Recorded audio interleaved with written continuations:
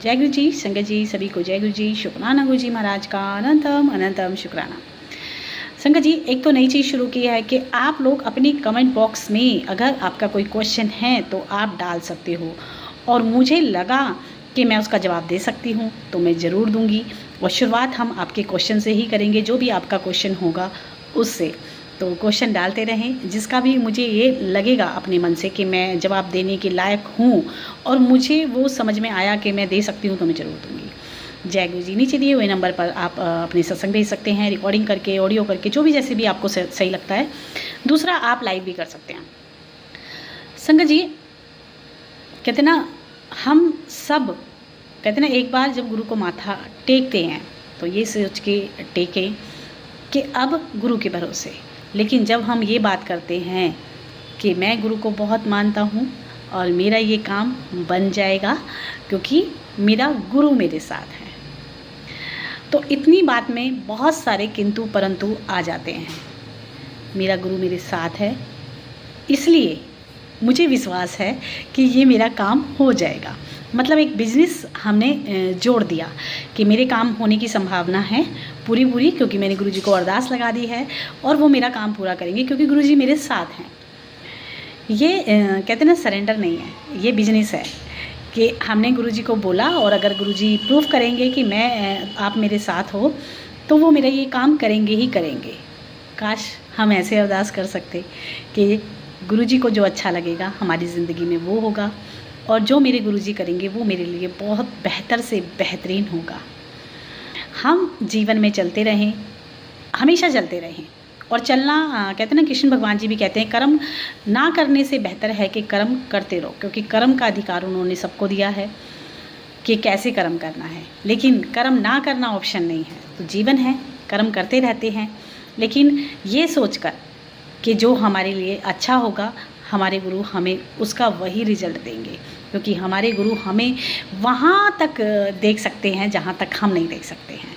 हमारी नज़र दीवार के परे भी नहीं है, और हमारे गुरु की नज़र हमारे पिछले 7 जन्म और शायद उससे भी ज़्यादा, 7 कहना बहुत कम है काउंटिंग करने में, और उससे आगे तक का देख सकते हैं।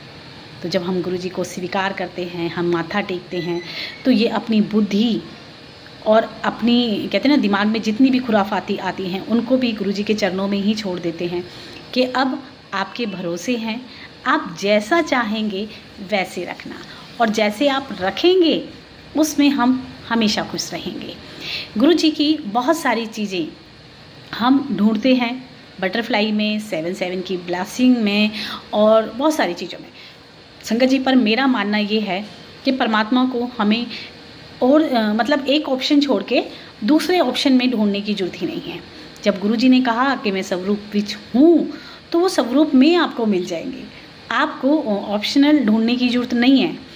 और अभी क्या है कि बहुत सारी नंबर्स को लेके मेरे को थोड़ा डाउट फील होता है ये सोचने में कि हमें ये प्लस माइनस इतना प्लस 7 + 7 + 7 ये प्लीज़ नहीं करो, क्योंकि इनका फ़ायदा कुछ नहीं है।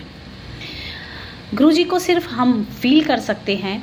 आप अपने आप से मतलब एक बार बात करना माँ के प्यार को।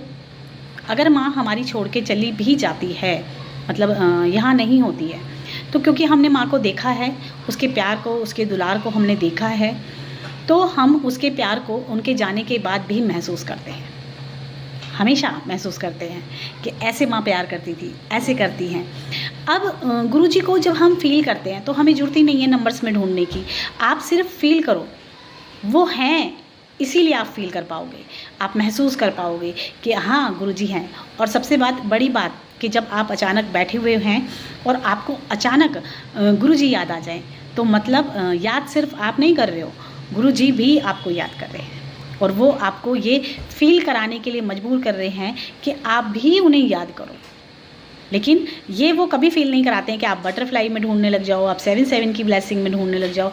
हर चीज़ में खोजने की ज़रूरत ही क्या है, जब वो आपके अंग संग हैं और आपको फील कराते हैं कि मैं हूँ, फ्रेगनेंस में हैं, वो बहुत फ्रेगनेंस देते हैं अपनी, जब वो होते हैं हमारे अंग संग। एक छोटा सा प्रसंग संगत जी कहते हैं ना,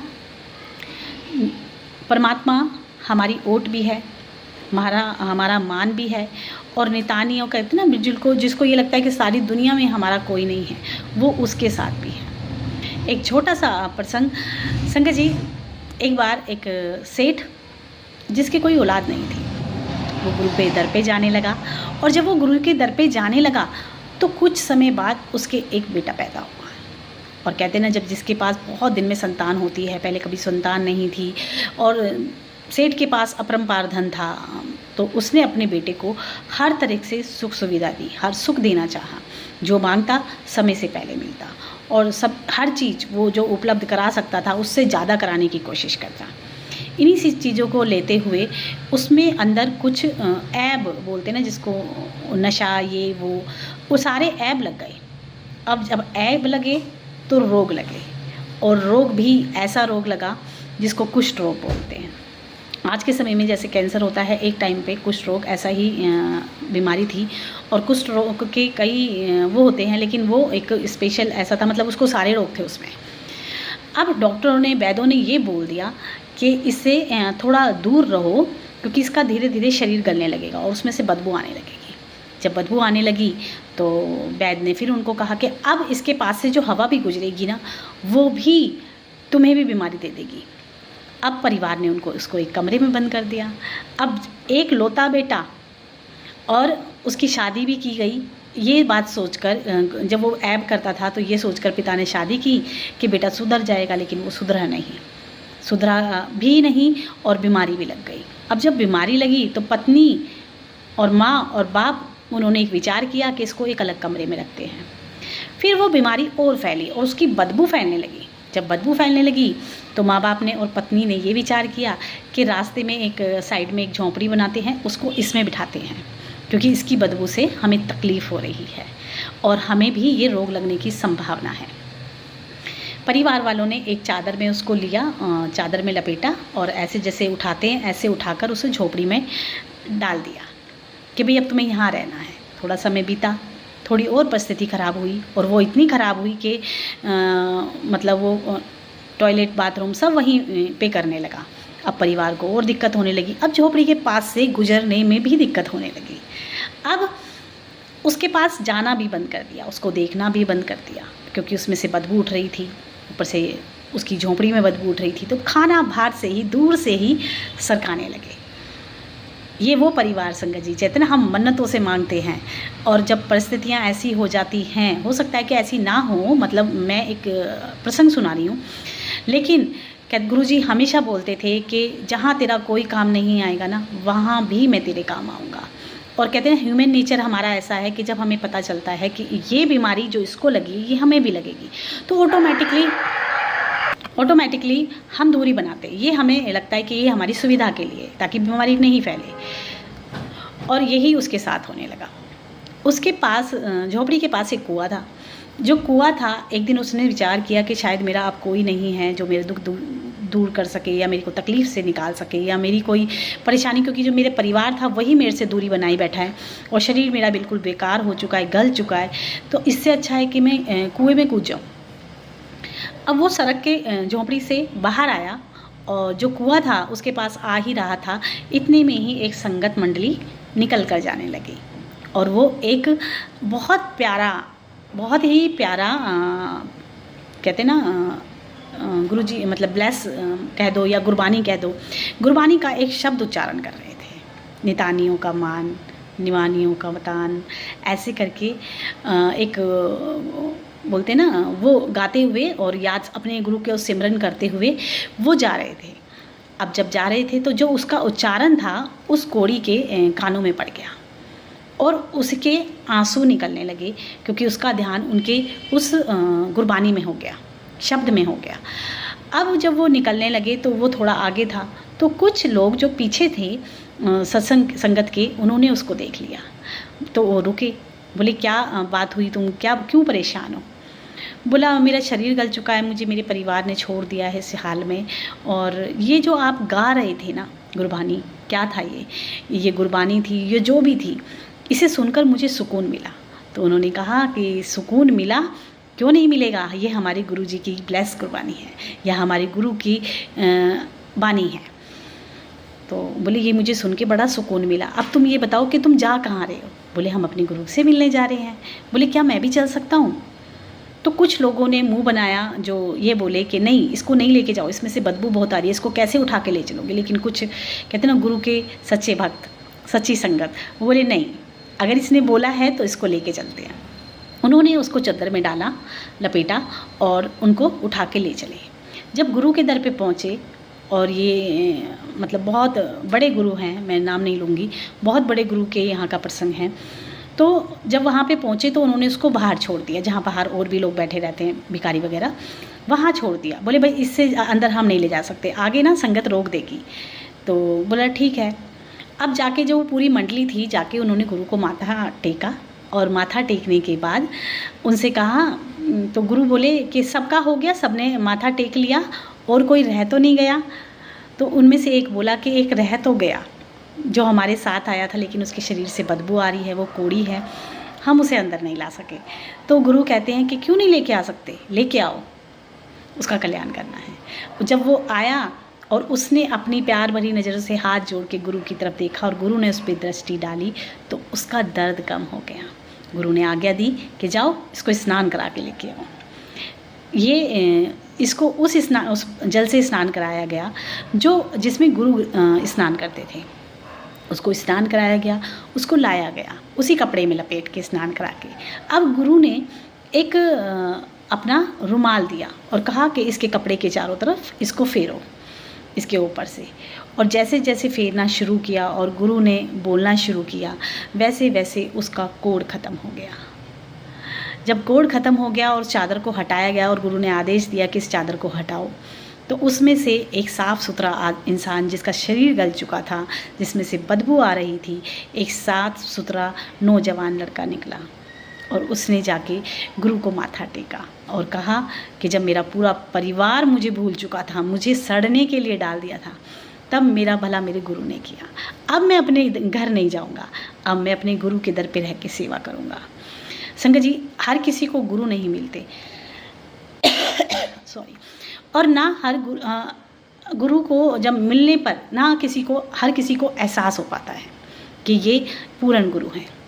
अगर गुरु मिल गए हैं और ये भी समझ में आ गया है, तो किसी की और के आश्रय रहने से अच्छा है सिर्फ एक गुरु की ओट और एक सिर्फ गुरु का आसरा। बाकी दुनिया में रहो, लेकिन भरोसा आसरा सिर्फ और सिर्फ एक गुरु का, क्योंकि गुरु की एक नज़र काफ़ी है आपके कई जन्मों की माफ़ी के लिए। एक सत्संग मैं आप लोगों से शेयर करने वाली हूँ, एक आंटी का। वो बोलती हैं कि मतलब उनका जो पति हस्बैंड है, उसका असली चेहरा मैं कभी नहीं देख पाती अगर मुझे मेरे गुरु ने नहीं संभाला होता। मेरे हस्बैंड का जो असली चेहरा था वो मेरे को मेरी गुरुजी ने दिखाया। जबकि बार बार मुझे गुरुजी के मैसेजेस आते थे कि तेरे साथ जो इंसान रह रहा है वो सही नहीं है, लेकिन बोली मैं इतनी आँख की अंधी थी कि मैं चाहकर भी इस तरफ नहीं सोचना चाहती थी। और मेरा पति जो मुझे धोखे पे धोखा और तकलीफ़ पे तकलीफ़ दे रहा था, वो मैं कभी नहीं समझ पाई। लेकिन गुरु ने मुझे इस हाथ पकड़ के इस दिल-दर से निकाला, इस परेशानी से निकाला, और आज मैं अपने पति से दूर रहकर भी बहुत खुश हूँ, क्योंकि आज मेरे साथ कोई है कि नहीं, लेकिन मेरे गुरु मेरे साथ हैं। आंटी एक बार एक सत्संग है, एक बार एक आंटी जो कि काफ़ी दूर रहने लगी थी दिल्ली से जाके, और अपने गुरुजी के स्वरूप को लगाकर, और वो बैठकर उनसे बातें कर रही थी। गुरुजी से बोली कि गुरुजी ये क्या किया आपने, मुझे इतनी दूर ला के बिठा दिया, सारी संगत तो दिल्ली में है, सब संगत तो वहाँ पे है, आपने मेरे साथ ऐसा क्यों किया कि मुझे इतनी दूर ले जाकर बिठा दिया।